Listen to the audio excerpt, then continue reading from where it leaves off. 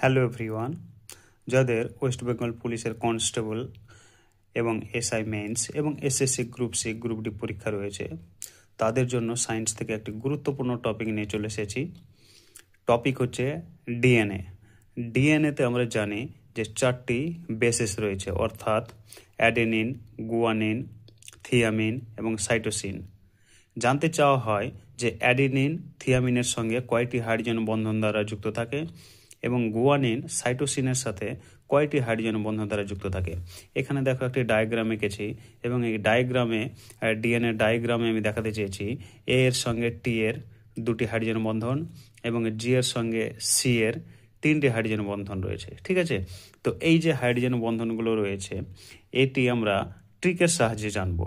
ঠিক আছে, তো দেখো ট্রিক কি লিখেছি যে এ সমান টি। আমরা সমান মানে কি দিই বলো তো, দুটো দাগ টানি, অর্থাৎ অ্যাডেনিন থিয়ামিনের সঙ্গে 2টি হাইড্রোজেন বন্ধন দ্বারা যুক্ত রয়েছে। তারপর দেখো জি সর্বসম সি। সর্বসম আমরা যখন জ্যামিতির ত্রিভুজের সর্বসমতা দেখাই তখন সর্বসমতার চিহ্ন দেখি 3টি দাগ দ্বারা দেখায়। ঠিক আছে, অর্থাৎ গুয়ানিন সাইটোসিনের সাথে 3টি হাইড্রোজেন বন্ধন দ্বারা যুক্ত রয়েছে। এবার চলো একটা এমসিকিউ করে নেওয়া যাক এই দুটো প্রশ্ন থেকে। প্রশ্নগুলো এরকম থাকতে পারে যে ডিএনএ অণুতে অ্যাডেনিন ও থিয়ামিনের মধ্যে হাইড্রোজেন বন্ধন সংখ্যা কয়টি? 1টি, 2টি, 3টি, 4টি। তাহলে দেখো অ্যাডেনিন এবং থিয়ামিন বলেছে, তাহলে আমরা কি লিখবো? এ সমান টি, অর্থাৎ সমান অর্থাৎ কি 2টি।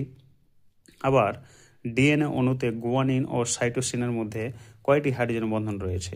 আমরা কি ট্রিক পড়লাম যে জি সর্বসম সি, অর্থাৎ সর্বসমতার চিহ্ন টানতে গেলে কটা দাগ টানি আমরা? 3টি, অর্থাৎ এখানে কারেক্ট আনসার হয়ে যাবে 3টি। আশা করি তোমরা ভিডিওটি বুঝতে পেরেছো। এরকমই আরও ভিডিও নিয়ে আসবো, নিত্য নতুন ভিডিও। তো এই ভিডিওটি, এই টপিকটা ডিএনএ থেকে খুবই একটা ইম্পর্টেন্ট টপিক। তোমরা না টেনে প্রথম থেকেই দেখতে থাকো, আশা করি বুঝতে পারবে। এবং আমার ভিডিও যারা খুঁজে পাচ্ছ না ইউটিউবে সার্চ করতে গিয়ে, তারা টাইপ করো @পিন্টু মণ্ডল ভিডিও, @পিন্টু মণ্ডল ভিডিও।